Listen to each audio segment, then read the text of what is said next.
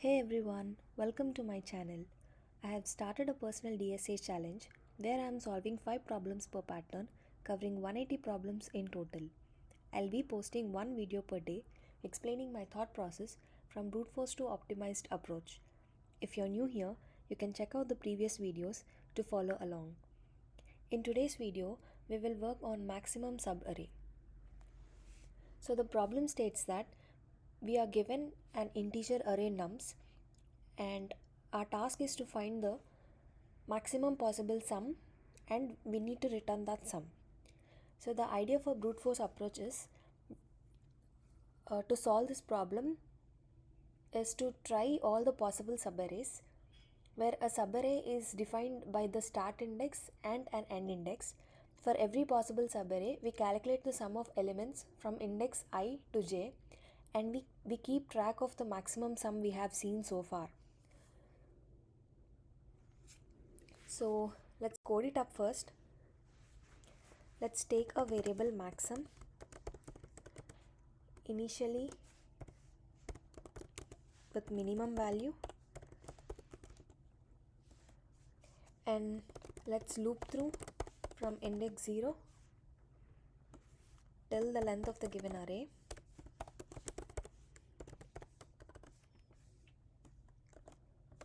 And the second loop starts from I and till the end.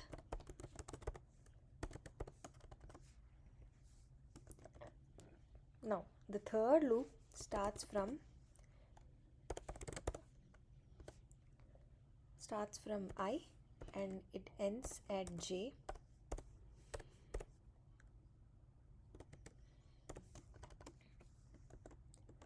And now we will add this to the sum.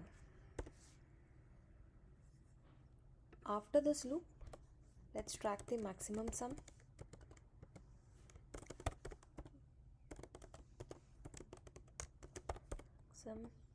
And the current sum. Okay, at the end, let's return maximum sum.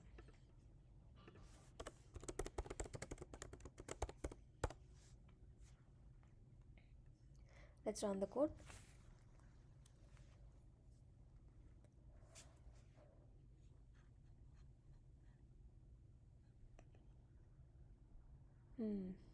Okay, here we did not initialize the variable sum. That is the issue.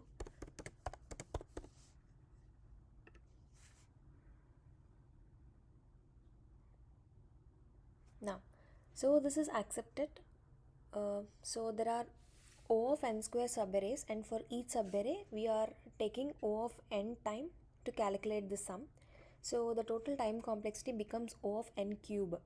So this solution will obviously give TLE for larger inputs and this is not accepted beyond initial discussions. So now let's think of Cadane's algorithm. Let's optimize it. So instead of recalculating the sums again and again, let's think differently. So at every index, we will ask one simple question. Should I extend the previous subarray or should I start a new subarray from this current element?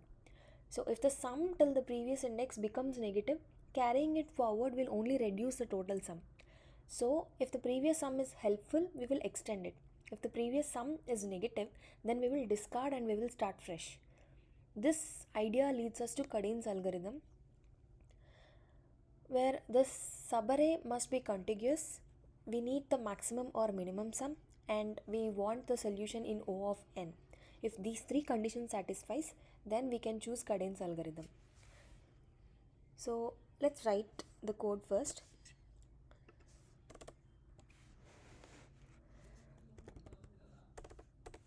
I will initialize a variable called current sum with the starting element and also the maximum sum. I'll assume the maximum sum is also nums of 0.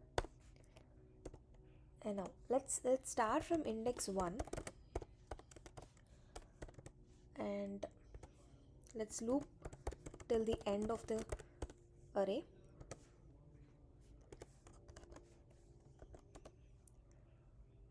Now let's track the current sum,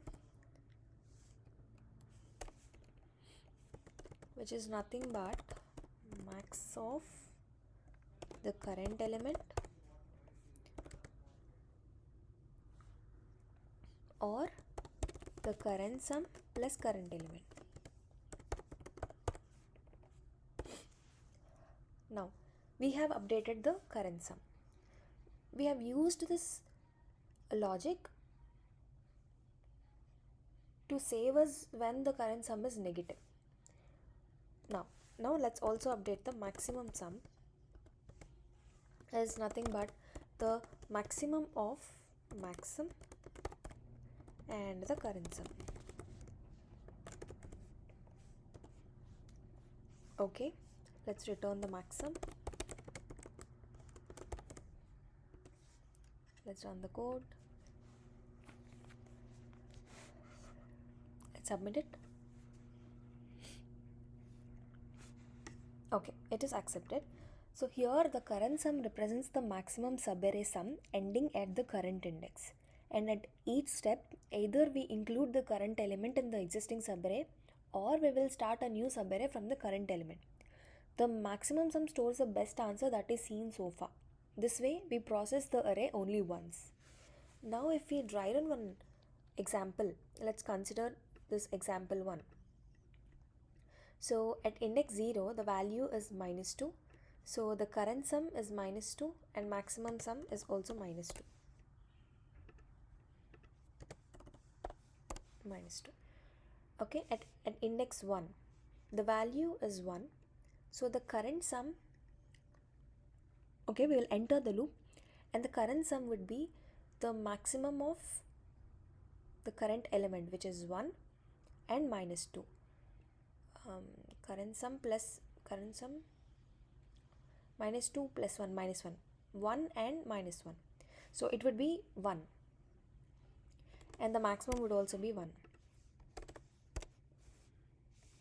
Okay, and at index 2 the value is -3. So -3 plus 1 would become -2. The current sum would become -2 and the maximum would be 1 because the maximum of 1 and -2 is 1. And then at index 3 the value is 4. So yeah, -2 when compared to -2, 4 is the maximum element, so it will be 4. And at index 4 the value is -1. So the current sum would be reduced by -1 but the maximum would remain same. And at index 5 the value is 2. So 3 plus 2 would become 5 and the maximum would become 5. And at index 6 the value is 1. So yeah, this we will add 6 and the maximum would be 6. And at index 7 the value is -5. So 6 minus 5 would become 1 and the maximum would remain 6. At index 8, the last index, the element is 4. The current sum would become 1 plus 4, which is 5, and the maximum of 5 and 6 is 6. So yeah, 6 would be our answer. So the time complexity for this is O of n because we have used only one for loop and we have completed the iterations in a single pass, and the space complexity would be linear. So yeah, that is it for today's problem and I'll see you in the next one.